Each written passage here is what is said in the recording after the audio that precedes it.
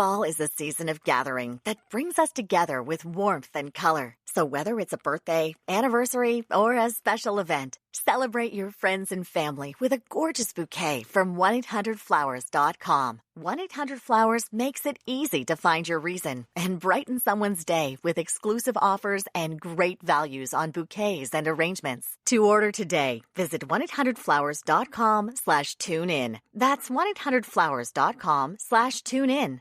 I'm out of cool new intros, so someone please send me one. MuggleCast@staff.mugglenet.com, episode 42 for June 4th, 2006. Ah, yeah. See why GoDaddy.com is the #1 domain registrar worldwide. Now, with your domain registration, you'll get hosting, a free blog, complete email, and much more. Plus, as a MuggleCast listener, enter code RON, that's RON, when you check out and get your .com domain name for just $6.95 a year. Get your piece of the internet today at GoDaddy.com. Guys, what's a snuff box? Tissue box. A snuff box? That's what I thought. No, I thought. Yeah, what's a snuff no, box? tobacco. I thought it was that a tissue in the old days they used to have snuff boxes full of like a tobacco. I guess. I don't know. For some reason, I always imagined it to be like a tissue box because, like, you I know, thought it was whenever a you magic blow your box. nose or something, I don't know. You go snuff. Let's look it up. Achoo! We're definitely Snuff. starting the show with a fade-in of that conversation. Hello, everyone, and welcome back to the show. I'm Andrew Sims. I am Ben Shade. I'm Kevin Stuck. I am Eric Skull. And I'm Laura Thompson. And, of course, this is the show where we're bringing the latest in Harry Potter news, theories, discussions, Snuff boxes. maybe some music down the road, maybe some other cool new features we're working on. And Gimme a Butterbeer. The newest hottest craze, Gimme a Butterbeer. I love People that are loving segment. them. Ben, have you ever gotten a too. butterbeer? Did anybody just give you a butterbeer? No, they haven't. Keep asking for one. Maybe someone will give you Okay, here. Okay, instead of sending a butterbeer, here's what you guys need to do. Not another. Send Subway gift cards to the P.O. box. We're not even past the news, and already we're bugging for stuff. No, I'm serious. I'm serious, guys. The battle against childhood obesity is never ending, and I'm on the run a lot, and it's good to, stop in Subway, get a sweet onion chicken teriyaki. So please send me Subway gift cards. I will marry you all. Before we move along with today's show, first let's check in with Micah Tannenbaum for the past week's top Harry Potter news stories.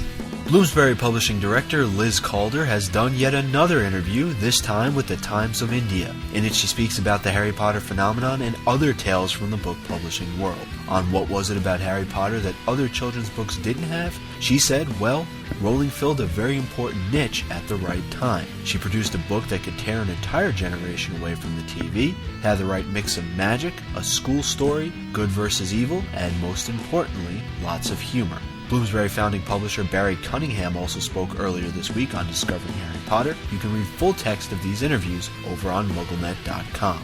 DanRadcliffe.com is organizing a very special project this year for Daniel's 17th birthday, which is on July 23rd. The project will include the Demelza Drive 2006, a birthday edition of Ace Magazine, and the Greatest Fans Idol. If you're interested in participating or wish to find out more, be sure to head over to DanRadcliffe.com. And breaking news this week, a prominent U.S. psychologist says popular fictional characters, such as Hermione Granger, could be contributing to an increase in violence among girls. Ben addresses this issue later in the show. Tom Morris, a former professor of philosophy at the University of Notre Dame, has written an essay about how the ethics and philosophies described in the Harry Potter books can and should be applied in real-life business situations. Morris believes that courage is crucial in business where tough decisions need to be made, but there isn't a specific manual on attaining bravery. He notes that one of Harry's most important qualities is courage, and that it isn't due to fearlessness, but a desire to do what is right. And we reported to you recently that some filming for the Order of the Phoenix movie is currently taking place in various parts of Scotland. TLC has acquired several photos of filming at Glenfinnan, which feature Harry's stunt double and the filming crew. Back in March, MuggleNet reported that J.K. Rowling will be interviewed on the UK talk show Richard and Judy sometime near her appearance at the Queen's 80th birthday party. Liggy recently confirmed that Jo's appearance will be taking place on June 26th from 5 to 6 p.m. The show will air on Channel 4.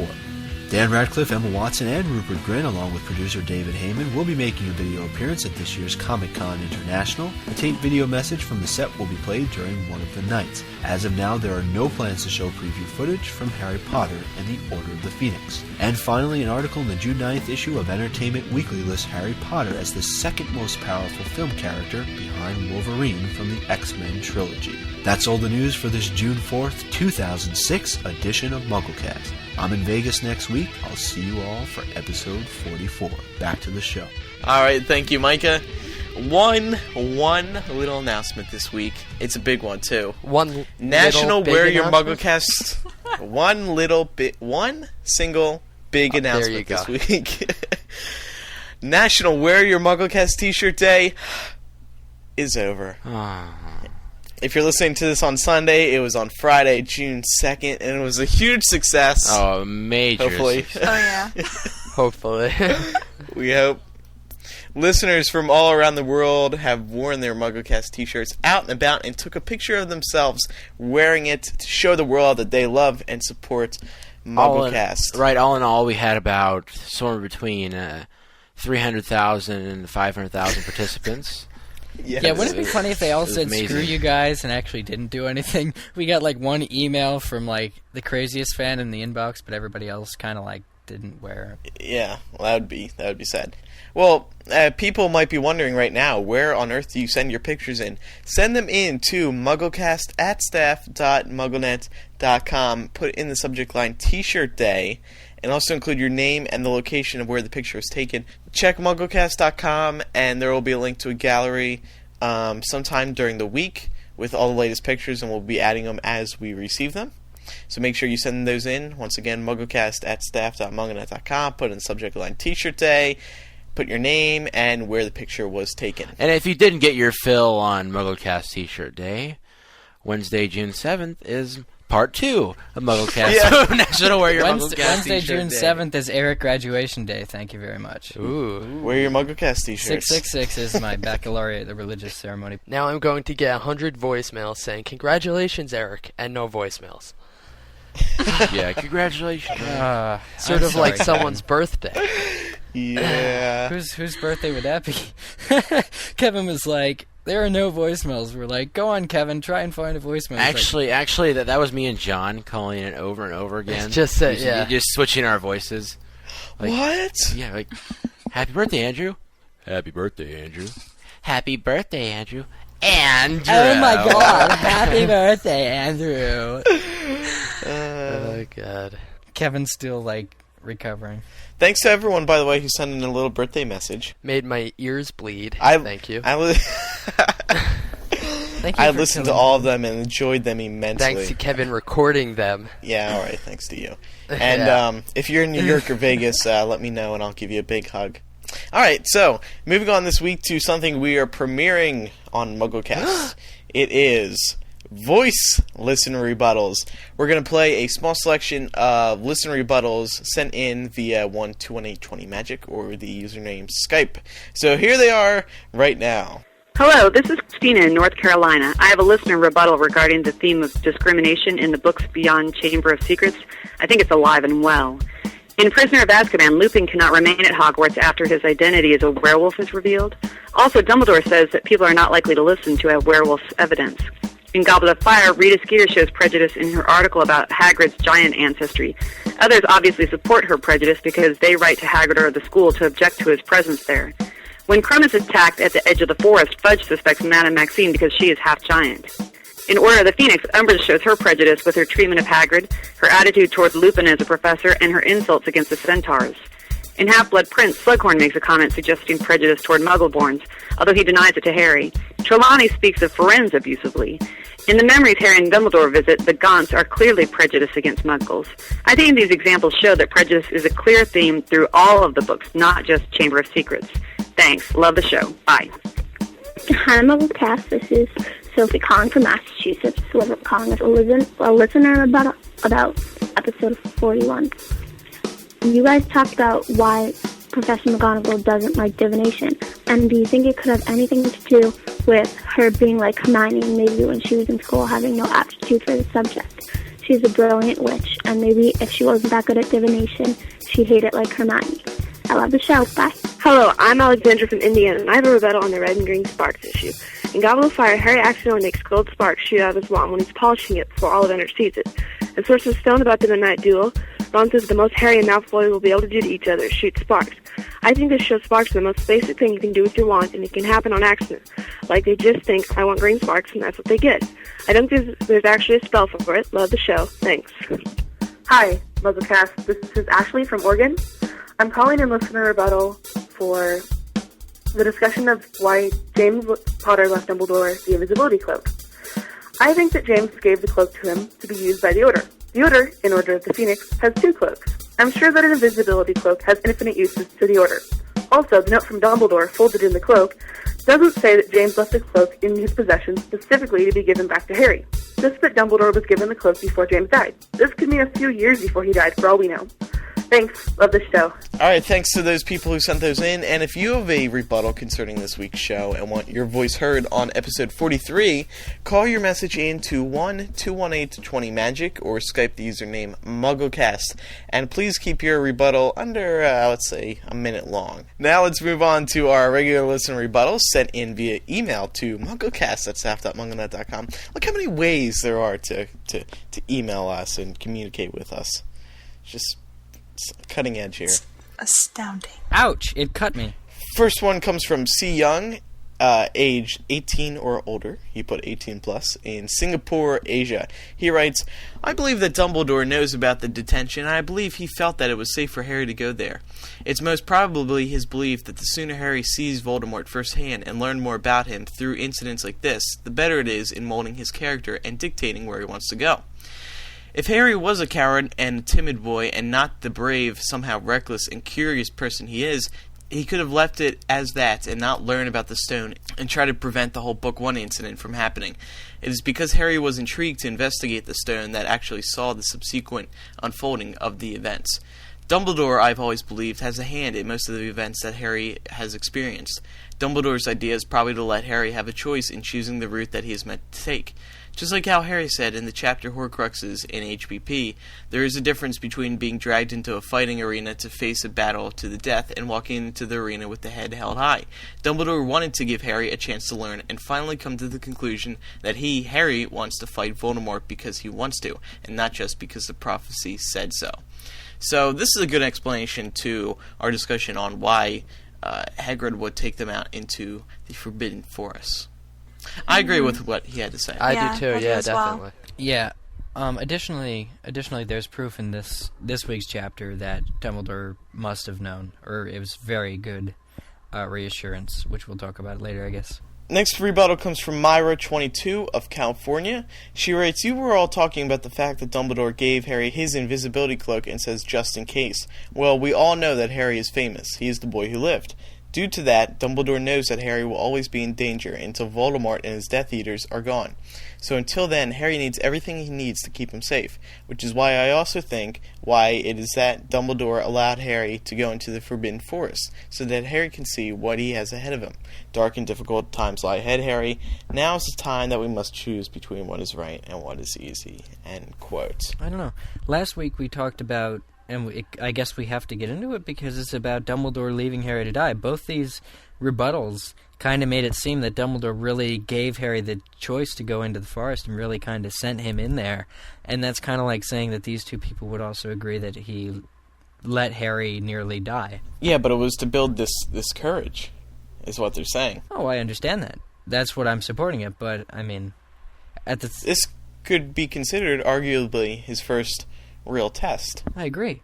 But not many people might like the idea that Dumbledore's testing Harry. Yeah, that's the problem that we had last week. I mean, we were trying to rationalize why Dumbledore would put him in harm's way, whether or not it be a test. Or, you don't, or just you still don't want the kid dying.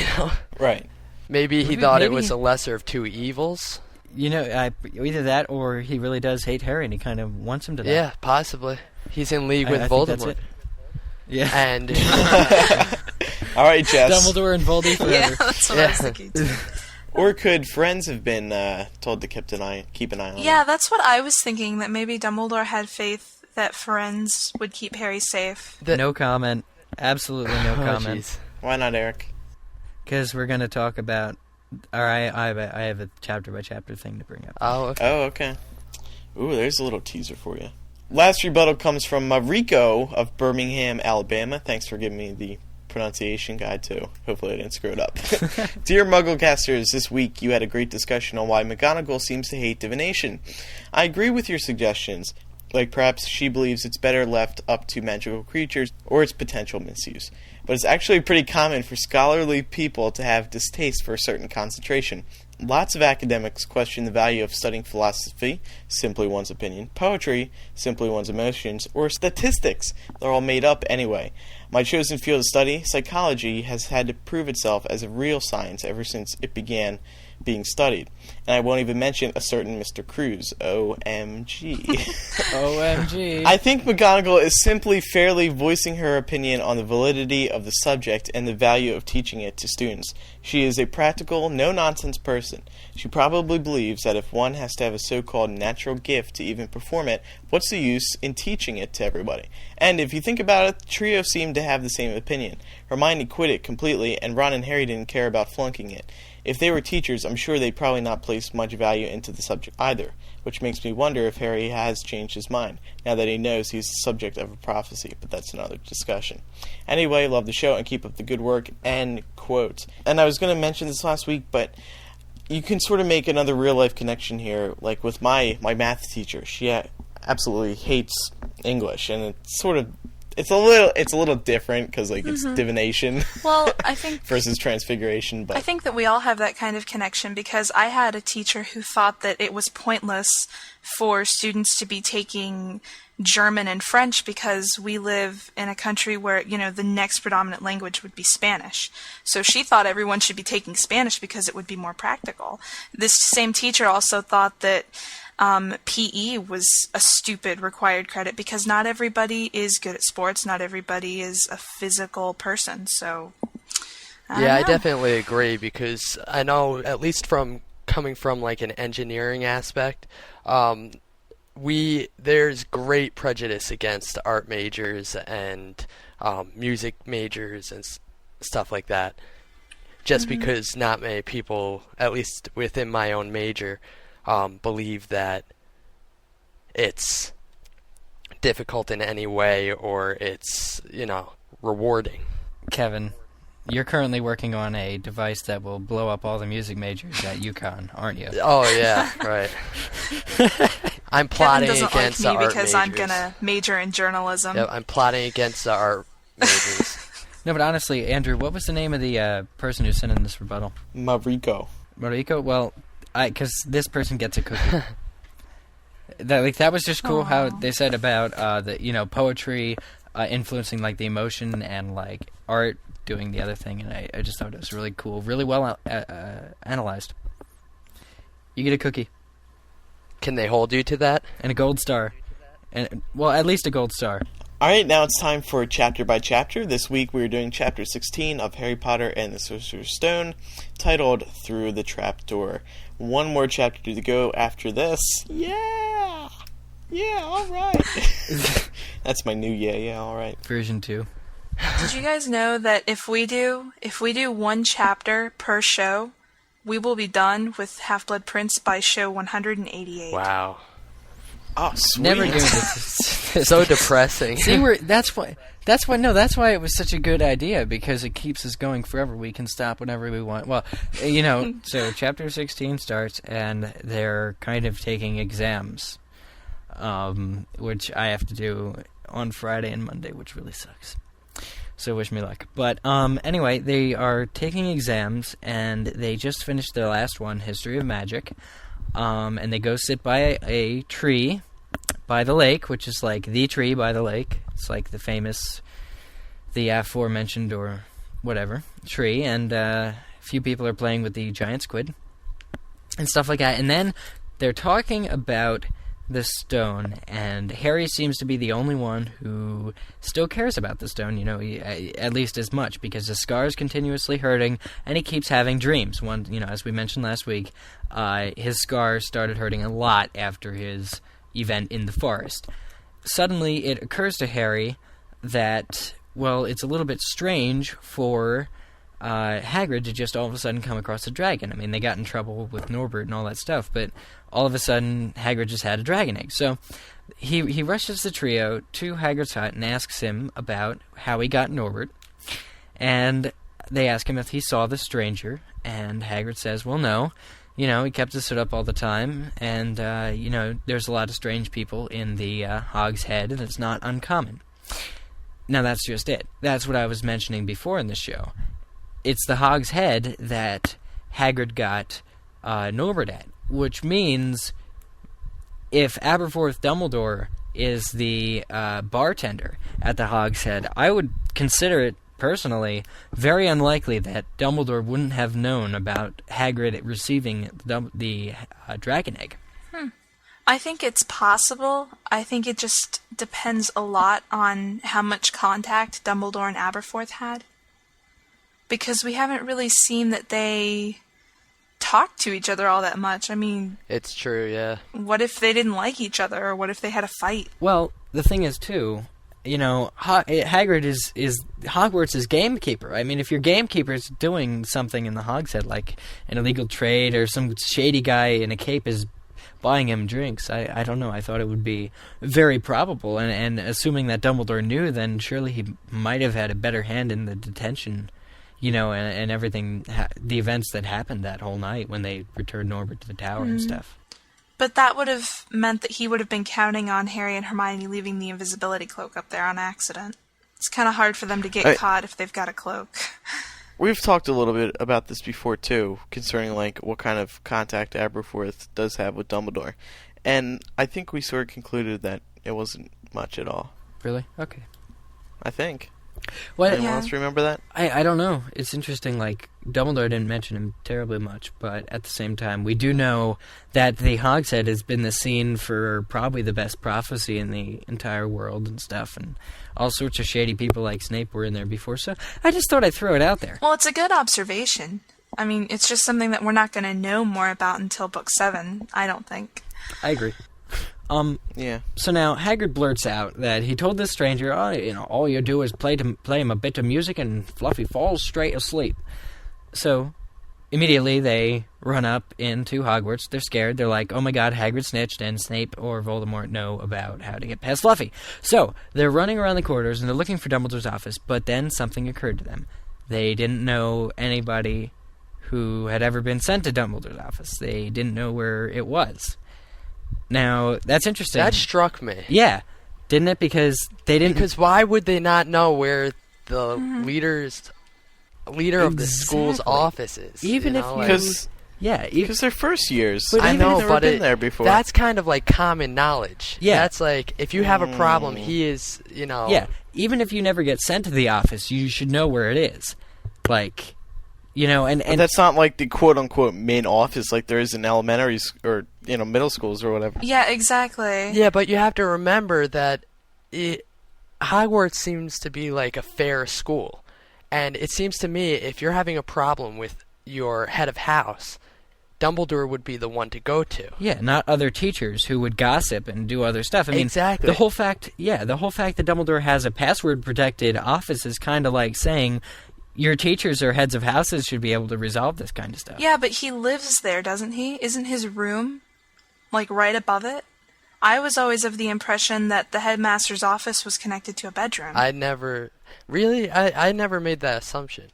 I mean, I thought it was possible, but... But that would be like saying that we should know where all the other professors, sleep and stuff. And I don't think they want that being common knowledge. They'd get dung bombs in the middle of the night. Yeah, but it's different in the sense that you actually have to communicate with Dumbledore, you know what I mean? Yeah.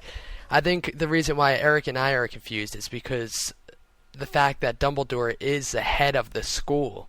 You would think that there would be some people who would want to get in contact with him. Or office, at will. Yeah, or office hours or something like that. I mean, the thing is, we know that Snape has an office, like a private office, either near the dungeons or near his classroom or something like that. Now, the thing with Dumbledore is, I mean, he actually does live up there. It's said in the actual paragraph. It says, page 267, it says, they had never been told where Dumbledore lived, nor did they know anyone who'd been sent to see him. So that's what it says. I mean, he does live up there, and I guess that's common knowledge. I mean, I always figured it.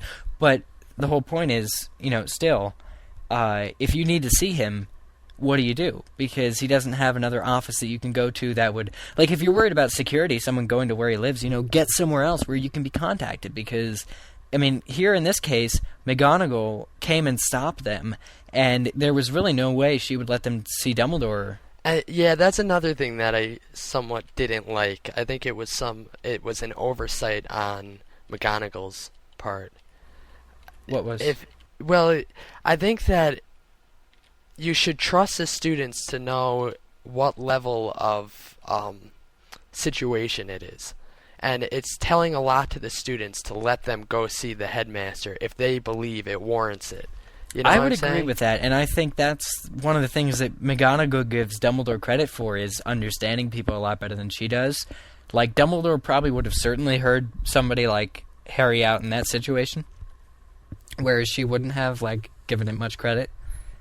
You know what I'm saying? Yeah, definitely. I don't know. I just always assumed that the reason they didn't know where it was that they'd really never had any reason to go to his office, because any time throughout the first book where Harry needed Dumbledore's guidance, or where Dumbledore had something he wanted to tell Harry, Dumbledore Yeah, so it's like, don't go to the man will come to you. That's kind of what I thought. Yeah, well, it's interesting, though, because, I mean, according to, I guess, their knowledge, it's like that, they never knew anybody who'd been sent to see him, so either there weren't really big pranksters, if Fred and George Weasley, if we can infer this to mean that they'd never been sent to see Dumbledore, or, he at least could have came to them in Filch's office. But the point is, throughout the rest of the book series, Harry is in Dumbledore's office quite often, and sure, it's Harry Potter, but at the same time, the whole first year at least, there's this distance between Harry and Dumbledore.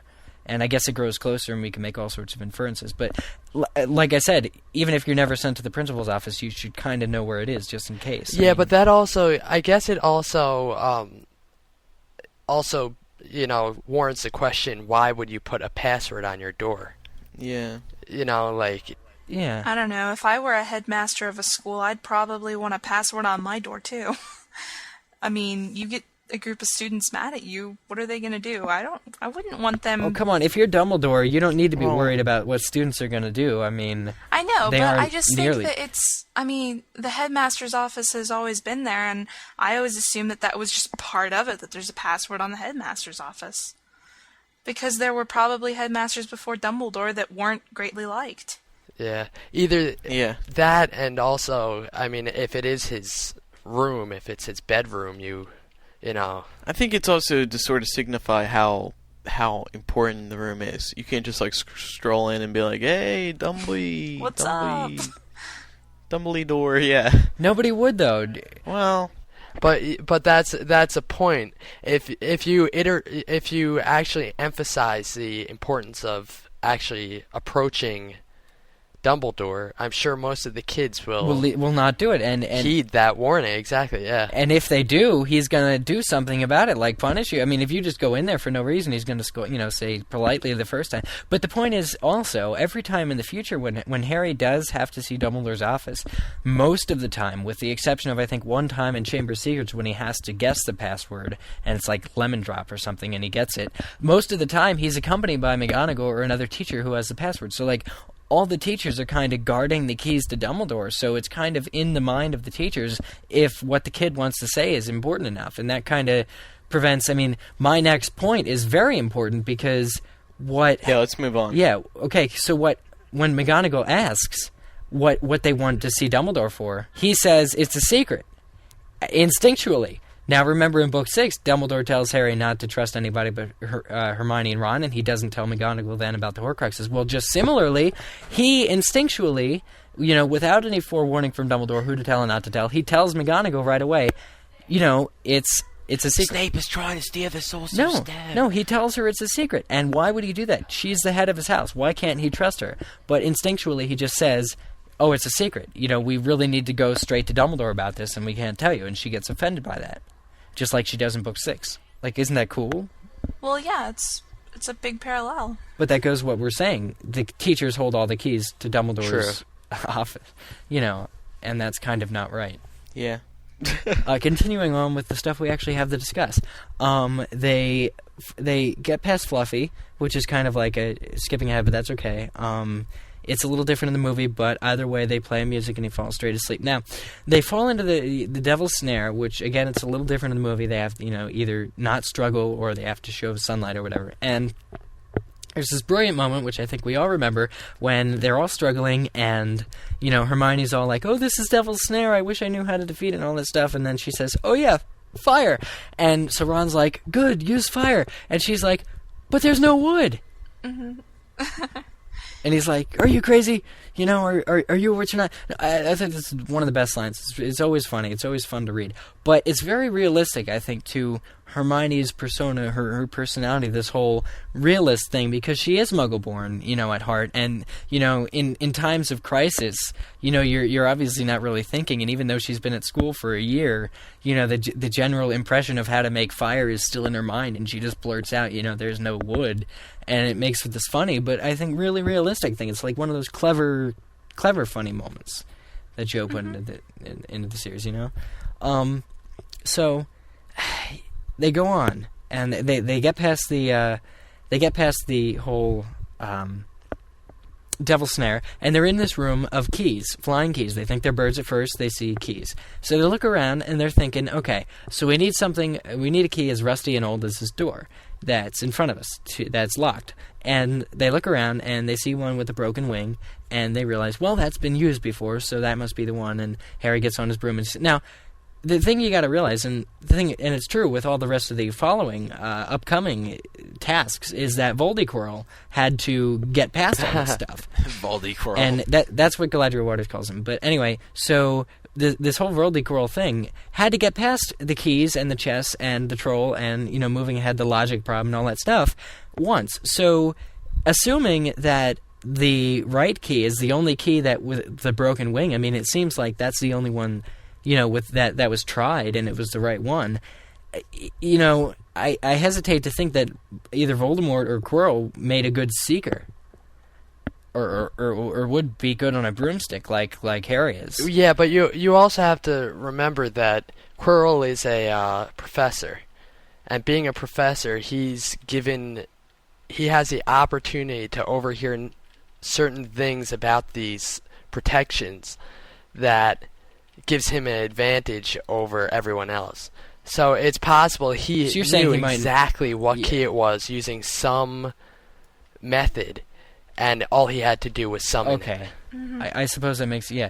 I mean, that's a possibility. I'm not sure if it's the case, but... But yeah, you're saying basically he might not have needed to get on the broom and find the exact one. He might have had... That, or what about the fact that maybe they made the wing broken to begin with, because they have to distinguish it. Why would they do that? That as well. But there might be other ways to distinguish it. Oh well, yeah, but whoever set up that part of the task that part of the little puzzle or whatever you want to call it, whoever set up that particular part would have to already know which key it was, so they wouldn't have to set it apart themselves, because isn't it the old rusty one?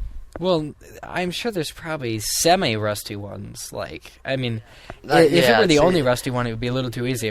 Either way, there has to be a way for the people who protected the stone to distinguish the key from the others. Whether or not it was the broken wing to begin with or otherwise, I am sure that Quirrell had that knowledge and was able to... Well, it could have been a completely different key. It still would have been hard to notice in the whole mix of them all. Yeah, even if you had the right... that's why I think maybe, if he wasn't good on a broom, if he couldn't figure it out and spot it and follow the rusty key that fit or matched the Victorian setting or whatever it was, it's kind of like the question you have to ask if a first year could really get past all these defenses and stuff, and you have to take a look at all the things that aided them on their way, and through all this stuff. And I guess it seems reasonable to me that Quirrell had another way of distinguishing, because thinking about it second wise, I don't think it's likely that they would have broken the wing of the key. Speaking of aid, didn't you guys find it a bit interesting that there were conveniently 3 broomsticks in that room?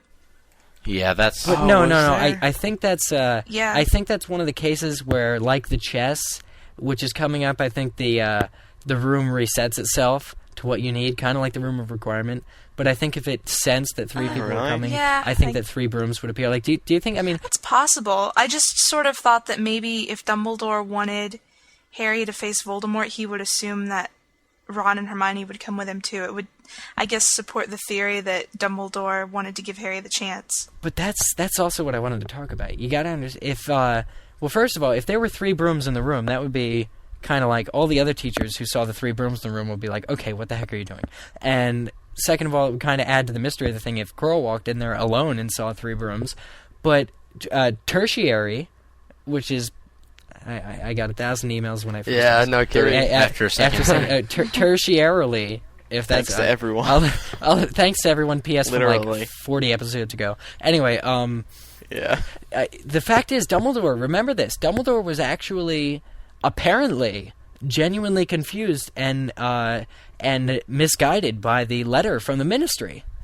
Like, I don't think it's likely that he put the 3 brooms in the chamber, because that would mean he knew Harry was going to go through the trapdoor and all this stuff, and maybe he did.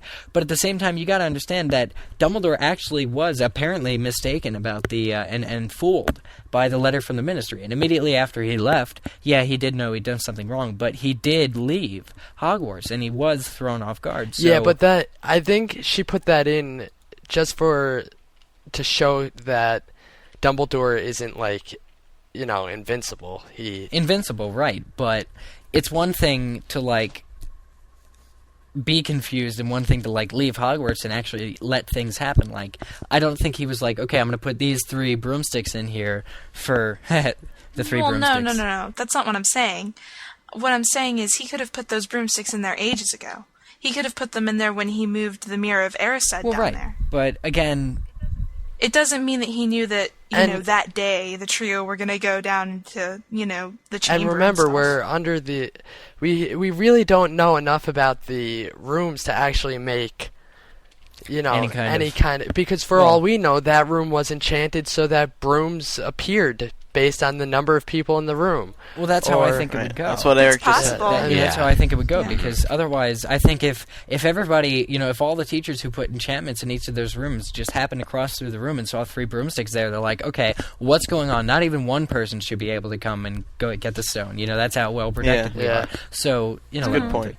That makes sense. Chess. It's wizard's chess. So, anyway. I like this the best. This was my best. Yeah, my favorite. This was genuinely awesome. It was cool. Mm-hmm. So Ron obviously takes the lead in this chess game because he says, no offense, but you guys kind of suck at chess. And they're like, we're not offended. Anyway, so Ron has this gift for strategy, but that's what I want to question here, because he's really good in this match, and it turns out really well, and we all know that. But where does Ron use this gift for strategy later in the books? Do you guys... Because... he's too busy, I think, getting really offended and really worked up about a lot of stuff in the future. Does he ever really use this strategy side of him in later books? Or was it... I've always had the feeling that we'll see it, yeah. I think Book 7 is going to... Mm-hmm. Yeah, Book 7 is going to set that up. I think the reason why we haven't seen it to this day is a reason you presented, which is that he was too, caught on himself and things going on in the... the teenager, schooling thing to actually use some of his skills. I think that makes sense. I think this was good, too, because it led a lot of people to believe... I was too young to probably think about this, but it probably led a lot of people to believe that Ron was going to be like, he was going to be Harry's right-hand man with all this life-saving and everything. Possibly in future books. That makes and then sense. Didn't really Didn't really happen. Because, yeah, you're right. In this way. Because this whole thing where Ron takes charge of Harry in the chess thing, and then Hermione takes charge of things in the next room, I think that's kind of cool, and it shows, that they will be together as a trio. So then they move along to this logic puzzle. So this logic puzzle is really awesome. It's cool that it kind of has two possible things, but at the same time, Hermione figures out in no time, which is really awesome, because she's all logical and stuff, and there's this heartwarming moment where Hermione says, "Oh, you're better than me. You're a better wizard than I'm a witch." And, who's better than me? And stuff. So she takes the potion to go back, and he takes the potion to go forward, and that is the end of the chapter when he realizes that the person in front of them is not Snape or Voldemort. What? Who will it be? Not? Find out next time. Yeah. Tune in next week. Yeah. Or just flip the page and read the first 3 words. It was. Well. This week for you, we have another editorial discussion. I believe this is our third one. Third one, yeah. Laura? And welcome back to the editorial segment of MuggleCast, everyone. This is the part of the show where Micah and I sit down and have a little chat with some of MuggleNet's top staff from our world-famous editorial section. First off, we'd like to apologize for the infrequency of this segment. Unfortunately, the lovely people who work with our editorials have lives, unlike us, but it's always a pleasure when we can schedule someone to give us a few minutes of their time. And this week we're joined by Robbie Fisher. So, Robbie, why don't you tell us a little bit about yourself and what you do around the site, and just some general background info. Hi. I don't actually do very much in the backstage part of the site. I more or less just write emails and send them to my editor, my lovely editor, Sarah. And there were a couple of editors before her who eventually lost their patience with me. I think one of them may have jumped off a bridge or something. She just disappeared. But, oh, no. But with infinite patience, they get emails from me with my editorials and columns, and then they do all the work of making them pretty for MuggleNet, so you can actually read what I wrote. So you run the book trolley and the magic quill, correct? Yes. So why don't you tell us a little bit about those? Well, I believe I started the book trolley first, and it actually kind of dates back to before I even discovered Harry Potter. I have a dear friend named Heather, who is a teacher in Alaska, north of the Arctic Circle. She spends 9 months of the year in the frozen tundra, where she can't get out to watch movies, and all she has to read are what's in the school library at the school she teaches at. So I had been sending her movie reviews and book reviews for several years, and then I got interested in Harry Potter, and I was surfing around the internet, and I found MuggleNet, and I really respected what Emerson and the crew were doing, and I wanted to contribute, so I started writing editorials. I'm very proud of the book trolley. I was curious about how much time would you say you put into the magic quill and the book trolley? How much time does it take to, write an editorial or a book review? How much time weekly, monthly? That's a good question. I think the magic quill doesn't take quite as long. I try to write one every weekend. And I think if I just set aside a couple 3 hours on a Saturday morning or Sunday afternoon, I can easily do a magic quill, especially if I'm inspired by a really neat concept. Nowadays, instead of asking for a 150-word idea, we're kind of experimenting with this double challenge thing where people can respond to a specific question, like, give me a spell or give me a magical creature. And I think that's really sort of revitalized the magic quill. It was kind of dying for a while, and I think it's kind of come back to life because having a more specific goal to go for inspires people, to think of something really imaginative and really cool, and it feeds off kind of a not just my own creativity, but the creative input of so many different people. That energy just keeps it going.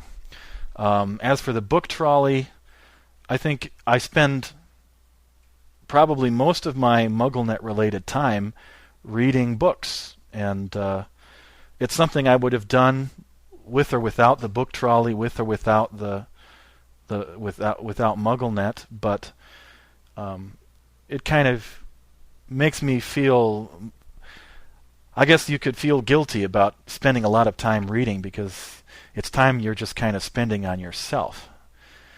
And reading isn't a real collaborative thing. It's not a group activity, really. You can't, unless you belong to a book club and you get together and talk about the same book. I think a lot of people sit at home and watch TV together because it's something you really can do together more so than reading.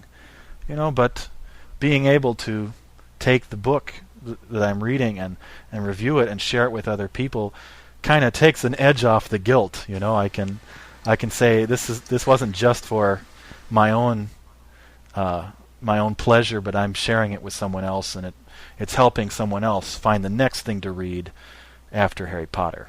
I guess sort of turning away from the book trolley and the magic quill, what other editorials do you find the most interesting? Is there a section on MuggleNet that you enjoy? Oh, yes. My favorite column on MuggleNet, and you can quote me on this, is the U-Bend. I love that one, too. I love the U-Bend.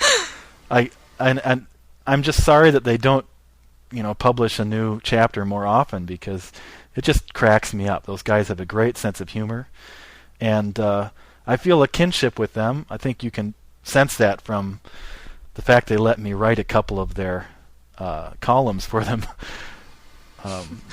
In one case, they asked me to do it. In the other case, I just sent it to them and said, "Use this sometime when you run out of ideas." But I'm really thrilled to have them on there too, sharing the spirit of fun. And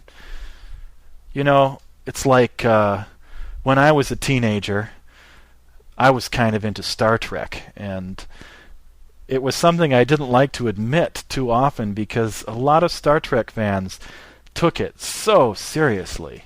It was embarrassing, and it was painful too because you could see the seriousness that with which they took the show, kind of taking the fun out of it for them. And I think I'll keep enjoying Harry Potter and MuggleNet as long as they continue to be fun, and that's one of the things the U-Bend contributes. I don't want anyone to say that U-Bend is bad or a bad influence or that it's making fun of things that people should take seriously, because their humor and fun should be a major part of the reason people share Harry Potter. Mm-hmm. I'd have to agree with that. And do you have any last things you want to say? Any special theories you might have? Any shout-outs to anyone? Oh no! You see, I've tried the every time a new book has been coming out, I've submitted a column about what I think is going to happen, and I've been wrong every single time. And they're not my best columns either. I think most of them haven't even been printed because they really didn't stand out from what anyone else was doing. There are so many smarter people with better ideas and who've paid more attention to the details than I have. I think the one time that I had a theory that I thought was pretty cool, it was one of the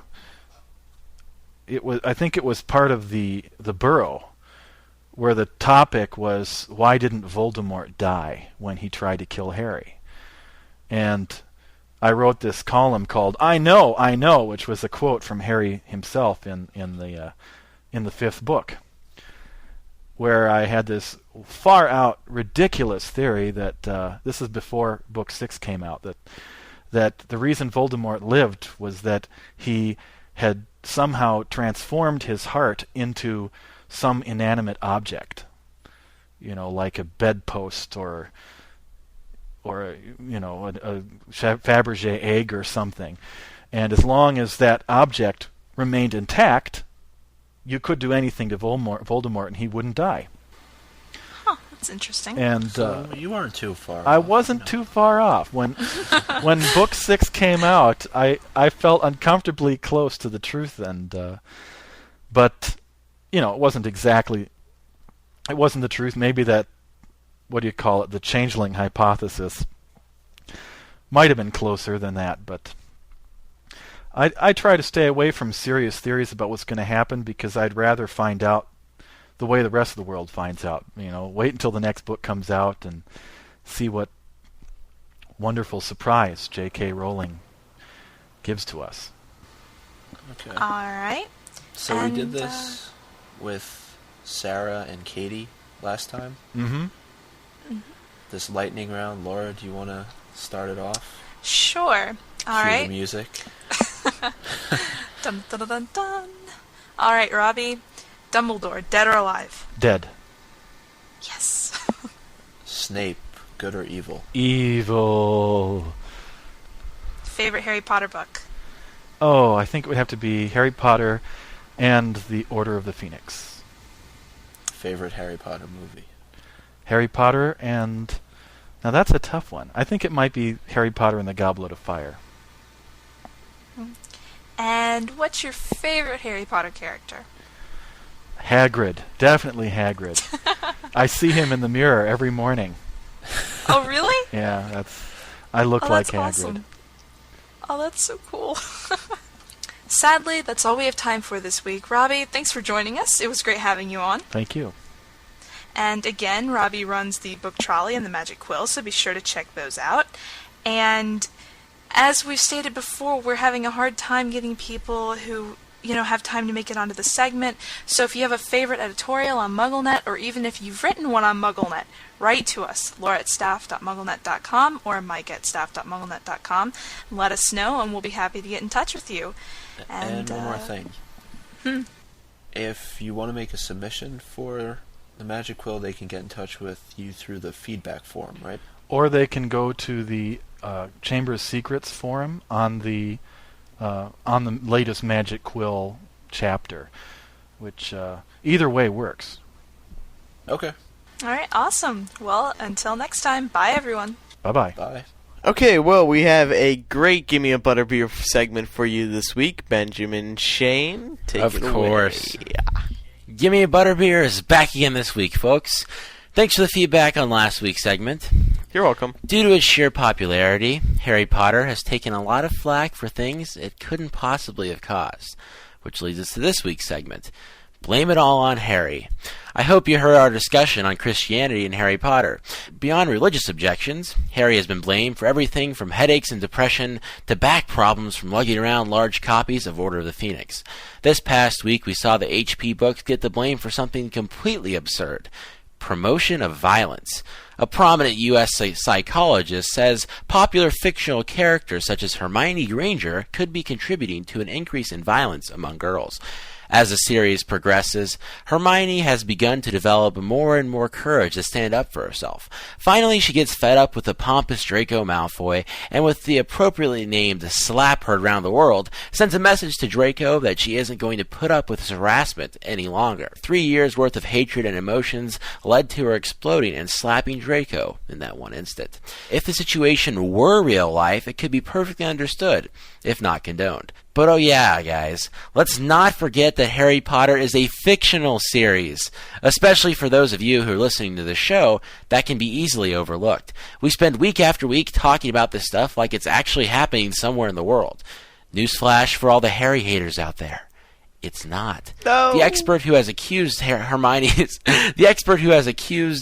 character of promoting violence said, "It used to be very rare to find women participate in armed robbery. It used to be very rare to see female gang members behaving in a violent way, and that is more common now." I know that fictional stories may have an impact on people, but making the connection between females reading Harry Potter and armed robbery seems just a little bit out there. Once again, the underlying moral and positive lessons of Harry Potter go completely ignored. Forget friendship, love, and caring. Let's focus on trying to make illogical connections between Harry Potter and violence, depression, and discrimination. Ironically, many of the messages that Joe is attempting to condemn. I'm Ben Shane, and I say, Give me a butterbeer. This is crap. not to give me the butterbeer. This article is... It is. This article... No, Ben, you did a fantastic job, but, like... I think Hermione was the worst person to blame or use an example for promoting senseless violence, considering Ben has said himself it took 3 years to get this kind of a reaction out of her. To me, Hermione's always been the more logical, more caring, more fair person of the trio. She's the one who holds Harry and Ron back from beating up Draco, as many times as they want to. And even in Book 2, I use this as the example, even in Book 2, when he calls her a mudblood, when Malfoy is going around calling her mudblood and all this other stuff and insulting her very being and existence, she's the one who suggests that he's not actually the heir of Slytherin. She gives him all the credit and more than he deserves. And so when she does finally hit him, it's like this culmination of huge events. And it's not like this senseless violence thing that means girls are, everywhere are going to, learn that it's okay to hit boys no matter what. You know what I'm saying? No, Eric, I don't know what you're saying, because I know that Hermione made me violent. I mean, I'm so mean to you guys every week. No... Look, just because you have a tattoo of Hermione and you show and you wear this shirt that shows it every time you beat kids up. That's right, Eric. No, in all you were honesty, beating up Mark Evans again, weren't you? Weren't you beating up Mark Evans again? Yeah, out sure. by the chemical. Mark Evans. Mark Evans. Whenever I read this article, I just couldn't help but feel like, what a load of crap. It was just, yes, women's roles have progressed in society, and it's not due to literature or TV or video games. It's due to the fact that women have taken on a more equal role within society. So yes, you are going to have more crimes committed by women.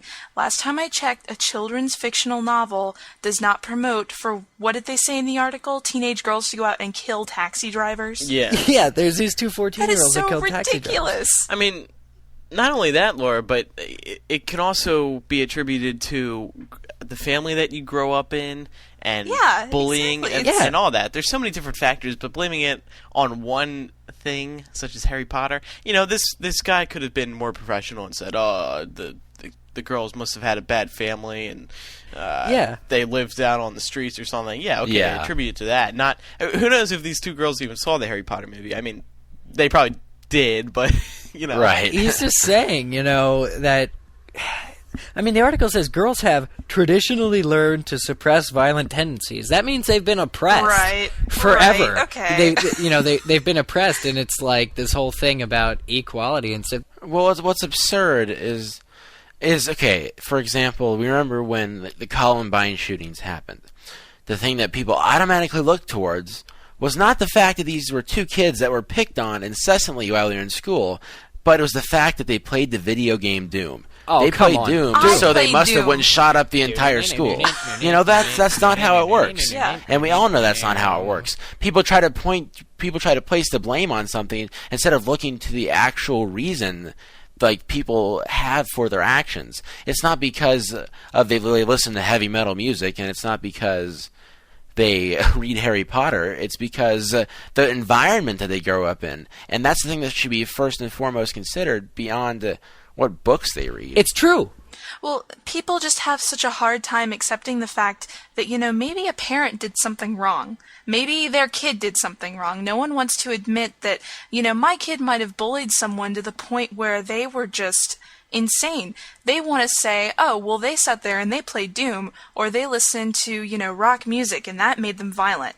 And it's just not true. Not just, Doom's a good example, but what makes a lot of news stories these days is Grand Theft Auto. Because you're killing cops and you're hijacking cars and hookers. I don't even think this needs to be,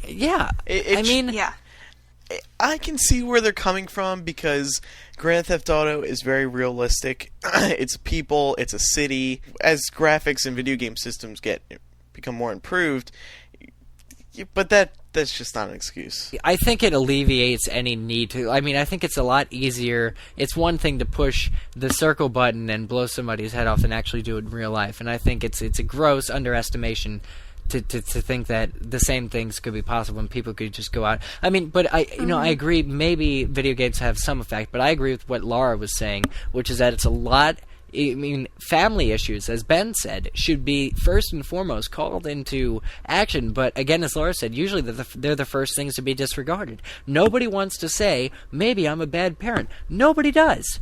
Because that is like saying that is contradicting everything you believe, and it's admitting a flaw in yourself. And that's the one thing people just can't do. I mean, look at your parents. They have flaws, but you wonder if, you know, your parents grew up fearing for their lives in bomb shelters when the Vietnam, you know, and the Cold War went on. You know, they had these air raid sirens and testing grounds. And, you know, your parents grew up fearing, you know, several years throughout their life. And I mean, they crumbled up in corners, but as a society, the American people, you know, all these things affected our parents. And our parents' parents weren't, you know, that great people either. And nobody's perfect. And so this whole chain of events that comes down, and nobody's parents are perfect. So, you know, there's all these different abuses and all these different problems that we face, and nobody looks at that. Nobody looks at it at all. Do you think JKR will mention this violence thing? I mean, because she, you know, she has this whole recoil thing from, you know, about the fat article, but do you really think she would go at it and, like, actually discuss, would she dismiss this kind of an article? Actually, she's going to come out. She's going to mention me. Yeah. Ben from MuggleCast already handled this to me. Listen to MuggleCast 42. She would choose it to be like, okay, by the way, I listen to MuggleCast. And Ben was like, the coolest thing ever. Okay, thanks, bye. He helped me write a whole other chapter of the book. Yeah. Why don't we brag about that more on MuggleNet? Seriously. We saved book 7. Well, yeah, we Andy saved did. book 7. Andy did. We should add that to the little slogans that change up at the top of the site. We saved book 7. HP 7's coming out a week earlier because of us. You can thank us with donations. Is Joe serious, though, or is that just sort of like... I think she was kidding. That's not serious. Well, I mean, I'm sure, like, if Andy, like, happened to run into her, I'm sure she would spend a moment talking to him about the article and all that. Sign a book. It's not like Andy's, you know, is granted 3 wishes. Yeah, from Joe. 3 wishes from Joe. Well, but within reason, I think if he were to somehow, I mean, we don't know if he's contacted her. We don't know if she's contacted him. They might exchange personal email addresses. They might... Oh, yeah. Okay, you doubt it, Anyway, you doubt it. But even, I highly even if doubt it happened, This is how well we know what our staff does. We have no clue what Andy has done. I think I'm going to have to break Damon's email policy again. So anyway, now let's move on to this week's general voicemail questions. First voicemail today asks us to analyze something said by Dumbledore in Order of the Phoenix. Hi, this is Anna from Miami. I want your opinion. In Order of the Phoenix, when Dumbledore defends Snape against Karkaroff, he says, Severus Snape was indeed a Death Eater. However, he rejoined our side before Lord Voldemort's downfall. I find it interesting that Dumbledore used the word rejoined instead of joined. Do you think Joe is giving us a clue? Thanks. But I think that just implies that everybody, like, regarded him as good, and he, like, only, like... If you're a Death Eater, you aren't, like, born a Death Eater. I don't think you, like, right. That's what I thought. You're gonna start out good. So just like by rejoining, I think it just means that he came back to the side that everybody thought he was on before he was. That's exactly what I think. Yeah, same here. The question is, guys, what do you think? I mean, we mentioned Book 5, but we know now that it was like, not only was it Snape who heard the prophecy in the Hogshead, which we find out in Book 6, but there was like a year to go or something. I mean, if the prophecy says the one with the power to vanquish the Dark Lord will be born as the 7th month dies, and that's assuming that it's not yet July, and additionally, not only was Harry born, but he was like 1 year old, and it was October, it was Halloween night, so he was like a year and 2 months old exactly by the time Voldemort came around knocking on their door. So that was a lot of time during which Snape could have, you know, confessed the prophecy and Voldemort really, like, prepared for his whole thing. You'd think that he would, like, have been more prepared for the attack, or at least it's a strange absence of time. A whole freaking year passed before Voldemort really acted on his prophecy, yet it seems like it happened all so fast. It seemed like, you know, Snape turned traitor and told the prophecy, or, you know, if Dumbledore knew that it was Snape, why didn't he turn him before? Or, I mean, Snape had a lot of interaction with the Dark Lord between the time when he told him the prophecy and the time Voldemort actually had the downfall. What do you guys think? Yeah. Yeah, but you also have to count in the time that they were hiding the Potters. I mean, it may have taken Pettigrew that long to convert. You know what I'm saying? Because remember, Pettigrew always went on who was winning the war. Oh. If he, so you're saying saw he that, at least I think that, if he saw that the good side was winning, he's going to side with them. Once he sees that shift in power, it's possible that's when he decided to approach Voldemort. So Voldemort kind of needed to move all his pieces, one step ahead before. Exactly. Okay, so it's kind of like, But I think it's a possibility. Didn't it say in Prisoner of Azkaban that someone close to the Potters had been feeding information to Voldemort for over a year before they died? Oh, wait. Then that's really interesting. Yeah, then that is interesting. Could that not be Snape, though? If you think about it. Yeah. Like, did they confirm right. it was Pettigrew? But I thought that they alluded to the fact that it was Pettigrew because they said it was someone close to the Potters, and Sirius thought that Remus was the traitor. But that's interesting because you guys are pointing out. I mean, I like what Kevin said about the whole shift in power and how Pettigrew is always playing the field. I think that works, and I think it would make sense that kind of like the Bertha Jorkins account, they just had to wait for the right time, for everything to unravel, and Voldemort was very patient in his revival. No matter how desperate he was always patient, to figure out what was going on and wait for the World Cup and plan this. But so now it doesn't make any sense if now Voldemort, if Pettigrew plays the field, then he must have really been biased into believing that Voldemort was winning from the beginning if he was passing information like a year before, since the prophecy accrued. Well, you also have to remember that Voldemort had to decide whether it was going to be Harry or Neville. And we don't really know what kind of process went into that, how he came to that decision. That's true. And it's interesting to say, as it was pointed out, by Dumbledore, that he chose the half-blood as opposed to the pure blood. But that brings in also Barty Crouch and the entire Bellatrix Lestrange and her brother and her husband and his brother or whatever, and why they went to the Pettigrew's house and, tortured the Longbottoms. Why were the Longbottoms tortured? Not just killed or done with. They were actually tortured, and Neville was, hit by curses or whatever and stuff like that. We don't know what that whole thing was about, but that's not really the voicemail question either. There's, that allotted time frame in between all that, and I just wonder what, Snape could have done or Pettigrew could have done in that time. Our second caller today asks about a reaction from Jo during her interview with MuggleNet and the Leaky Cauldron. Hi, my name is Alyssa from New Jersey. In the MuggleNet Leaky Cauldron interview with J.K. Rowling after the release of Book 6, Melissa asked if there was anyone else present in Godric's Hollow the night Harry's parents were killed, and Jo said no comment. I was wondering what your thoughts were on that. Thanks, bye. Jersey represent. That's a terrible state. Terrible state. No comment genuinely means, yes, every single character in the background of the entire world was there, and that, but I think it makes sense if there's other people there that it's a possibility that the bodies of Lily and James could have been recovered enough to bury them. Right. No, but the question is, what does no comment mean? And I think that it means we'll be seeing more of it in Book 7, or we'll find out in Book 7. Oh, well, of course. We're not going to go to Godric's Hollow and not find out what happened there. That would really suck. Yeah, but, she does it a couple times in the interview, and what I'm saying is it's pretty significant, I think. Might be more significant than her just, dropping some dumb hint that no one's going to figure out till. Yeah, what interests me is funny because we don't know, as said before, I don't really need to reiterate, we don't know a lot about Godric's Hollow, but at the same time, we always get these things like these interviews where, the news articles where these kids have a personal connection with JKR, and they write these letters telling her what they think will happen in Book 7, and she says, I get these letters from fans, or I skim the boards, and I'm really surprised at what they come up with. So she, basically says that a lot of us have general ideas that kind of scare her with how close they are, but then at the same time there's this whole bit that we don't know, and it's just very, vaguely intriguing about, we must be dead on without knowing what we're doing at the same time. I don't know. So who else do you think could have been present that night?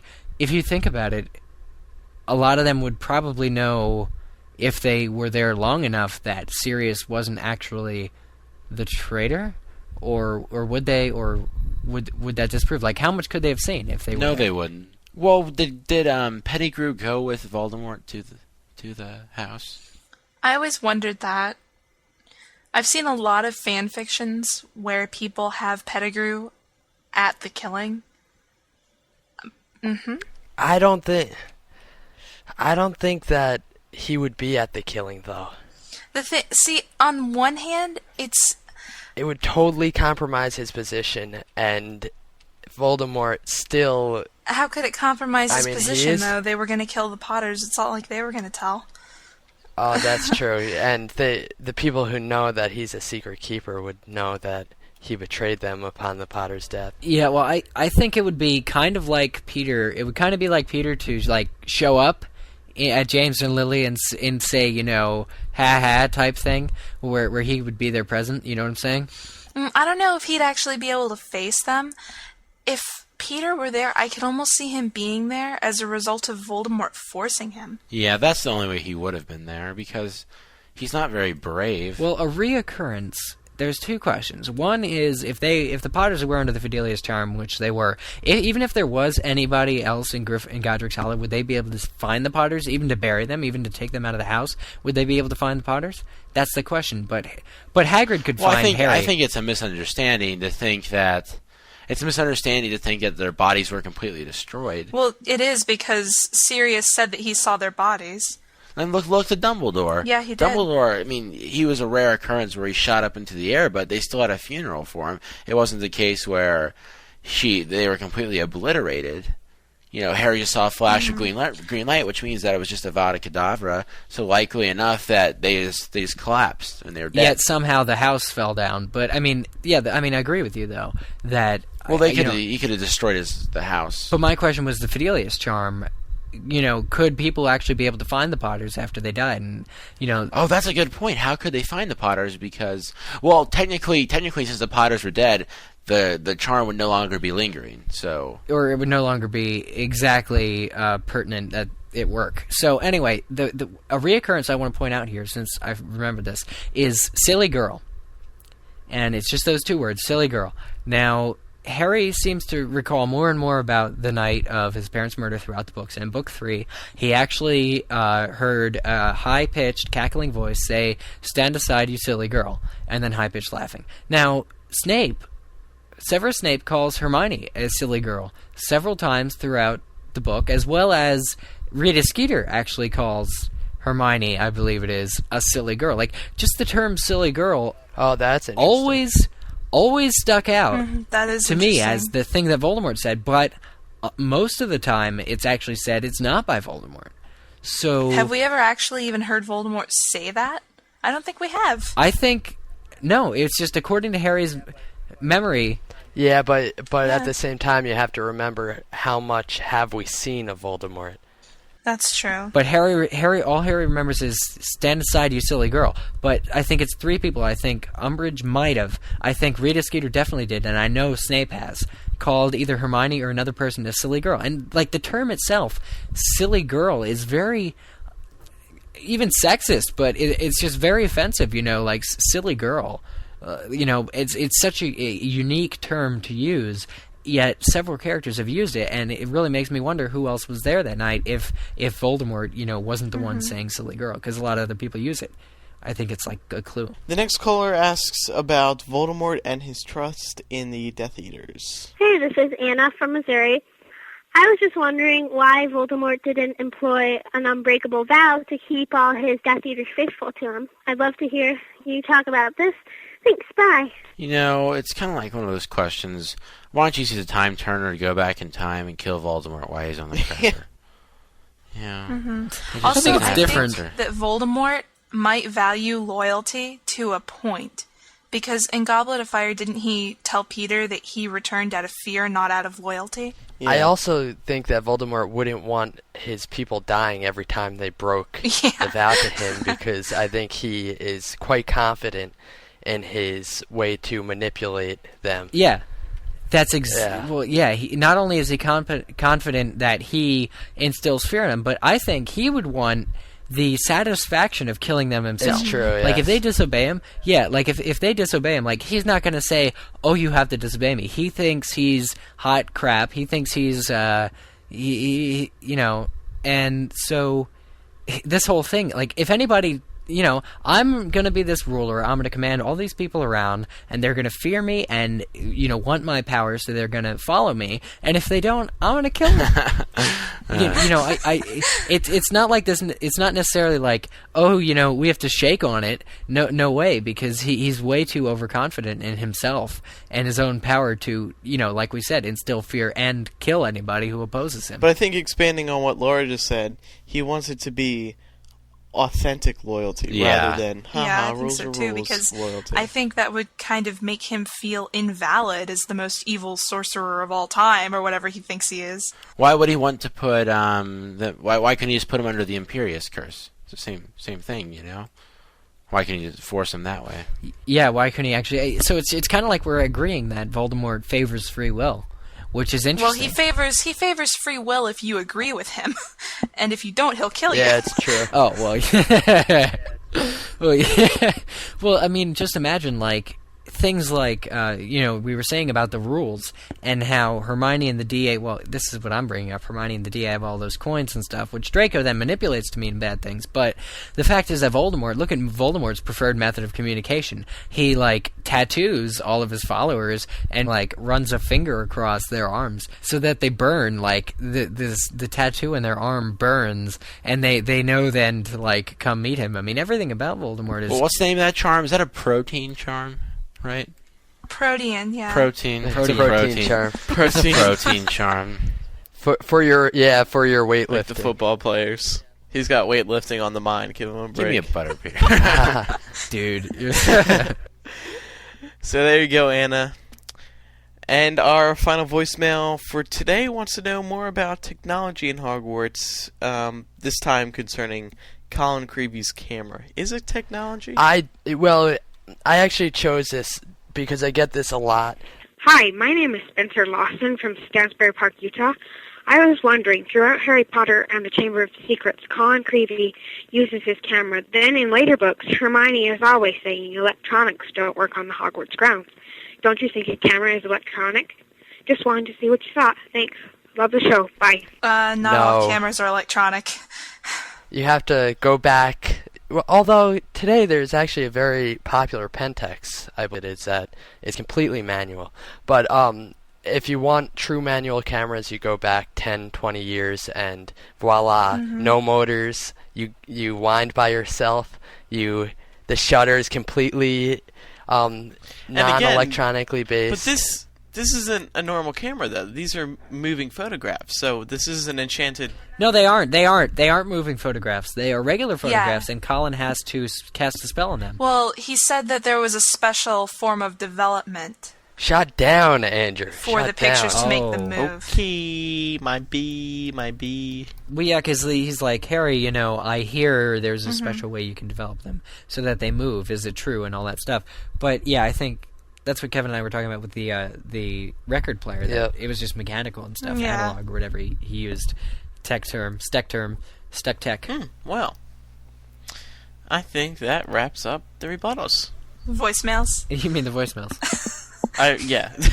Everything is a rebuttal. Everything. I know. Everything's a complaint with these people these days.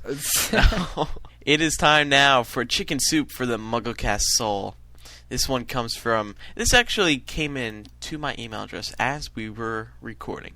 Not to my email address, to MuggleCast at staff. This one comes from Marianne24 of San Diego, California. Subject, you made me smile, thank you, in all caps. Dear MuggleCast, I wanted to give a sincere thank you to all of you for cheering me up and making me laugh. I recently was hired for a job at my college campus library and then told because I wasn't enrolled in classes this past semester that I wasn't allowed to be hired for the summer. You see, I became ill earlier this year with a kidney infection and forced to stop going to school for the time being. This was a major blow since it was to be my last semester before graduating, but I took in stride and focused on getting well and healthier, and I'm happy to say that I am now. However, when I found out last week that leaving school for that semester would be the reason I wouldn't get to work, needless to say, I was extremely sad and disappointed. This was when I found your show. The past few days I've been listening to many of the episodes, and they brought a smile to my face. So thank you so much. It's wonderful and refreshing to listen to people who are funny and intelligent. Minus Ben. Oh, I'm sure she had that such in that. unabashed Harry Potter fans. I'll keep on listening. Sincerely, Marianne. So thank you, Marianne. Well, I think that does wrap up MuggleCast 42. Yeah, I cannot believe we are only 8 episodes away till we're chilling in Vegas on a little we planned cute it. little Indian circle. That kind of works out. Yeah, guys, I'm gonna miss. Works out perfectly. Yeah, it does. And we're gonna have to record a show in New York City because yeah, you're right. Because we gotta have a podcast the week after that. Yeah. No breaks. No breaks. No, we're totally not going to do a show. Yeah, we can't do any breaks between now and 50 if we want 50 to line up. Yeah. No, but you don't want to do one in New York? No, I think it'd be funny if we go there and don't do one. No, that'd be terrible. If you have a listener rebuttal question, comment, or a suggestion for the show, please email it to mugglecast@staff.mugglenet.com. And you can also send us your voice listener rebuttals or general voicemail questions by calling 1-218-20-MAGIC. We're still working on the foreign numbers in England and all that. Australia we can't get, but that's like our most... Yeah, that stinks. Yeah, that really annoys me. We'll have to figure something out. To call up Steve Irwin and see if we can borrow his number. Hey, dude, can we borrow your LAN? Yeah, and if you missed any of that, don't bother rewinding. Just go to MuggleCast.com. Complete contact information is right there. Including Andrew's phone number and home address. And super special pictures. Yeah. And AndrewSims.com, it says what I'm wearing. Yeah, let's plug our sites again. I love plugging our websites. I'm at AndrewSims with a Z.com. I don't have my own website. Eric's at MuggleCastFan.net. Kevin Steck is at Microsoft.com. Laura's at Laura-Thompson.com with a fabulous layout. And, Ben's at BenShane.com with a beautiful banner ad at the top. You know, Ben Shane, if you say it fast enough, sounds like benching. And if he's benching, he's losing weight. He's getting in shape. Ben Shane benching. That'd be the coolest picture ever. Ben Shane benching. That's Eric, the I think campaign. you just discovered the key to book 7 right there. You should go into marketing. Good night, everybody. Say bye. Bye, guys. Bye.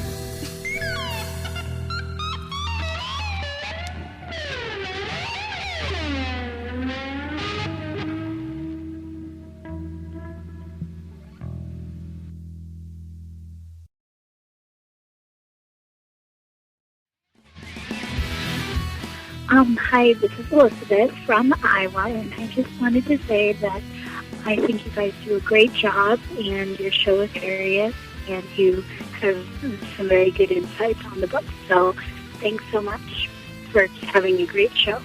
Bye. Hi, it's Leslie. I'm from Maryland. Tomorrow I have exams, and instead of studying, I'm listening to MuggleCast 41. And I'm glad, guys. I'd rather study Harry Potter with you guys than Pride and Prejudice and The Odyssey. I hate that book. And I don't even know what was the other one we read. Lord of the Flies. Thanks, guys. You're the best people to be distracted by, and I love your show. Bye. Hey, guys. This is Mike from Doncaster, England. I just want to warn you guys, if Andrew's driving, screw staying off the road. Stay off the sidewalk. See you guys later. Love the show.